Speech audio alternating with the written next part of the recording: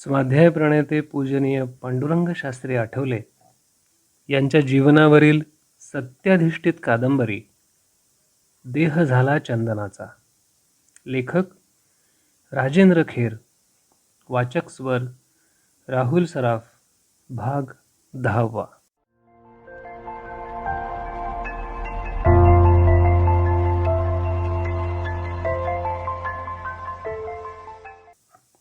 रात्रीचे 8 वाजून गेले होते.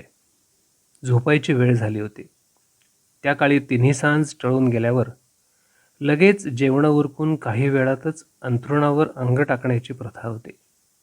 कारण एकतर पहाटे लवकर उठावं लागे किंवा दुसरं म्हणजे तेलाचे दिवे रात्री उशिरापर्यंत जाळण्याची सर्वसामान्य लोकांची ऐपत नसे. त्यामुळे रात्रीचे 8 वाजल्यानंतर सहसा निजानेज होत असे. आठवल्यांचं घर मात्र याला अपवाद होतं. कारण अण्णा बहुधा रोज रात्री घरापुढच्या अंगणात अवतीभोवतीच्या गावकऱ्यांना ज्ञानेश्वरी सांगायचे. तासभर ज्ञानेश्वरीचं निरूपण झाल्यानंतर ते अंथरुणावर अंग टाकत असत. त्यामुळे साहजिकच त्यांना झोपायला उशीर होत असे. त्या दिवशी मात्र अण्णांनी ज्ञानेश्वरी सांगितली नव्हती. म्हणूनच ते लवकर अंथरुणाकडे गेले होते. पांडुरंगही अंथरुणावर पहुडला होता. अण्णा त्याच्याजवळ आले तेव्हा तो म्हणाला, "अण्णा, काय रे, झोप नाही का येत? तुम्ही मला गोष्ट सांगा ना, म्हणजे मला झोप येईल." "गोष्ट? मला काही ती राजाराणीची गोष्ट नाही येत बाबा." एवढं बोलून अण्णांनी खुंटीला टांगलेल्या कंदिलाची ज्योत थोडी कमी केली. पांडुरंग तेव्हा म्हणत होता, "राजाराणीची गोष्ट नकोयच मुळी.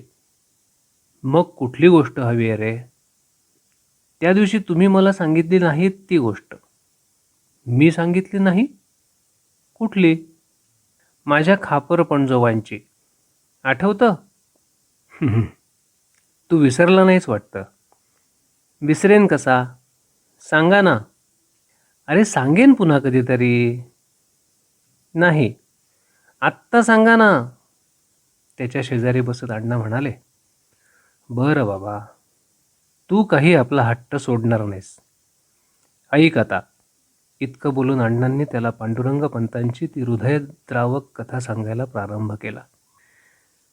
अण्णांचे आजोबा पांडुरंग पंत हे मूळचे पेणचे. रोह्यापासून साधारण 28 मैलांवर असलेलं पेण हे तालुक्याचं गाव होतं.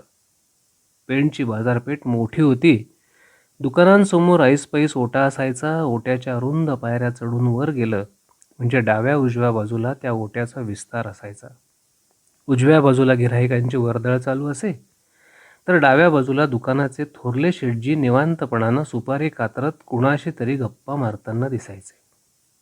ओट्याच्या एका बाजूला गिऱ्हाईकांचा राबता असायचा, तसाच दुसऱ्या बाजूला आल्या गेल्यांचा राबता असायचा.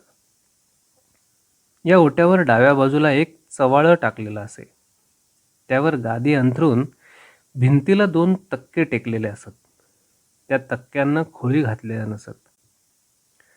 गादी कारखान्यातून धोपटलेले तक्के तसेच आणून सरळ उभे केले जात असत. ते पुन्हा कधी आडवे होत नसत. त्यावर चढलेली काळाची पुटं कधी पुसट व्हायची नाहीत, किंबहुना ती अधिक ठळक होत जायची. तीच गद गादीवरच्या चादरीची. त्या गादीवर काळ्या शाईचे डाग पडून विविध देशांचे नकाशे चितारले जायचे. गादीच्या उजव्या अंगाला एका भल्या मोठ्या लाकडी चौकटीत घातलेली काळ्या शाईची दौत आणि त्या लाकडी घरात आडवी ठेवलेली बोरूची लेखणी असायची. एखाद्या घराला खालच्या बाजूला पडवी असावी त्याप्रमाणे त्या दौतीच्या लाकडी घराला एक पेटी वजा कप्पा केलेला असे. त्यामध्ये नदीकाठची बारीक वस्त्रगाळ वाळू ठेवलेली असे. त्या रेतीला टीप कागदाचं काम करावं लागे. शेजारीच ताम्रवर्णी भली मोठी घडीची चोपडी ठेवलेली दिसायची. त्या चोपडीत एकूण व्यापाराचं चित्र रंगवलं जायचं आणि त्याच चित्राचे रंग गादीच्या चादरीवर पडून विविध देशांचे नकाशे गादीवर उमटायचे. 1850च्या सुमारास सर्वसाधारण दुकानांमधलं चित्र असंच असायचं. कोकणातल्या घरांचं देखील असंच ठरीव रूप असे. कौलारू घरांपुढे गोमयानं सारवलेलं अंगण असायचं. तिथेच बाजूला जमिनीत वासे ठोकून एखादा झोपाळा टांगलेला असे. अंगणात कुणीतरी बाई माणूस धान्य पाखडत किंवा भाजी निवडत बसलेलं दिसायचं. अंगणातून पुढे गेलं म्हणजे पडवी. मातीनं लिंपलेल्या भिंतीवर ठिकठिकाणी खुंट्या दिसायच्या. आतमध्ये अन्य खोल्या असायच्याच, पण एखादी बाळंतिणीची खोलीसुद्धा असायची. एका बाजूला देवघर तर मागच्या बाजूला स्वयंपाकघर असायचं. स्वयंपाकघरात 2 मोठ्या चुली असत. सकाळपासून त्यावर परळ तापत पडायचं. सर्वच घरं या पद्धतीची नसली तरी सधन कुटुंबांची घरं बहुधा अशीच असत. पांडुरंगपंत आठवले यांचं घरही यापेक्षा वेगळं नव्हतं. घराबरोबरच आजूबाजूच्या परिसरात त्यांचा जमीन जुमला होता. स्टॅम्प पेंडरच्या व्यवसायातून त्यांनी बऱ्यापैकी धन जमवलं होतं. पांडुरंगपंतांचे सुपुत्र परशुराम पंत हेही तो व्यवसाय नेकीनं चालवत असत. त्यामधून वेळ मिळाला म्हणजे ते गावोगाव जाऊन कीर्तन करीत. संस्कृती पूजा आठवले घराण्यानं तेव्हापासून जोपासली होती. शंकर हे पांडुरंगपंतांचं आराध्य दैवत. आठवले घराण्यात शिवोपासना त्यांनीच आणली होती. पांडुरंगपंत अतिशय सुस्वभावी होते, विशाल अंतःकरणाचे होते. तत्वनिष्ठा त्यांच्या अंगी कमालीची बांधली होती. भविष्यात डोकावून बघण्याची त्यांची वृत्ती होती. कर्मयोग आणि सांख्ययोग यांच्या सीमारेषेवरून त्यांचा जीवनक्रम चालू होता. त्यांना ज्योतिष येत होतं की नाही कुणास ठाऊक, पण ते आपल्या मुलांना म्हणायचे, आपल्या 5व्या पिढीत एक महापुरुष जन्माला येणार आहे, त्याला काहीही कमी पडू देऊ नका. पांडुरंगपंतांची संसारवेल चांगली जोमानं फुलली होती. कुणाचीही दृष्टी लागावी असा त्यांचा संसार फळला फुलला होता आणि खरोखरच त्यांच्या संसाराला दृष्ट लागली. त्यांच्यावर एक कल्पनेबाहेरचं संकट अचानक येऊन कोसळलं. त्या संकटामुळे त्यांची संसारवेल पार कोमेजून गेली.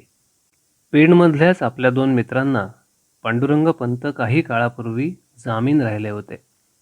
त्या मित्रांनी ऐनवेळी हात वर केले.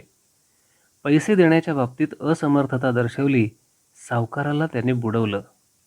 ते पाहून पांडुरंगपंतांना अतिशय वाईट वाटलं. त्या प्रकरणाची नैतिक जबाबदारी त्यांनी आपल्या माथी घेतली. सावकाराचे पैसे फेडण्यासाठी त्यांनी आपलं घरदार, जमीन जुमला सारं विकलं आणि स्वतः देशोधडीला लागले. त्यांचं ते अग्निदिव्य पाहून सावकारही चकित होऊन गेला होता. तो पांडुरंगपंतांना म्हणाला होता, अहो, तुमच्या मित्रांनी मला बुडवलं तर तुम्ही कशाला एवढी चिंता करता? मी त्यांच्याकडून हळूहळू वसूल करीन, नाहीतर बुडीत खाटी जमा करीन, पण तुम्ही कशाला तोशीस लावून घेता? पांडुरंगपंत शांतपणानं म्हणाले होते, मी शब्द दिला होता ना. अहो, पण कागदोपत्री कुठे व्यवहार ठरला होता? सावकाराचं म्हणणं बरोबर होतं. पांडुरंगपंतांच्या 2 मित्रांना कर्ज देण्याचा व्यवहार तोंडीच ठरला होता. कोणतीच गोष्ट लेखी झालेली नव्हती.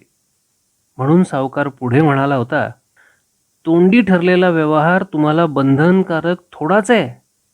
मी तुम्हाला कायदेशीररित्या काहीच करू शकत नाही. पांडुरंगपंत पुन्हा शांतपणानं म्हणाले होते, कागदोपत्री काय किंवा तोंडी काय, माझा शब्द मी दिला होता ही तर गोष्ट खरी आहे ना.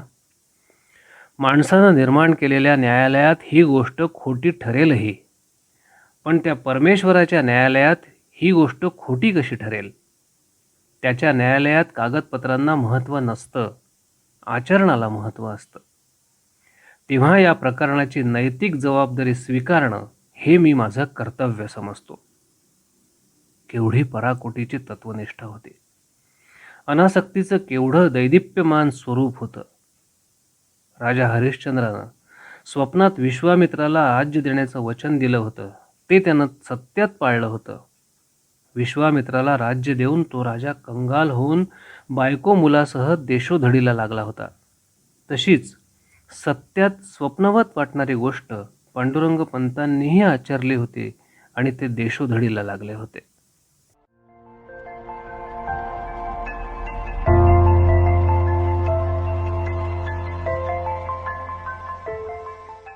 देह झाला चंदनाचा. लेखक राजेंद्र खेर.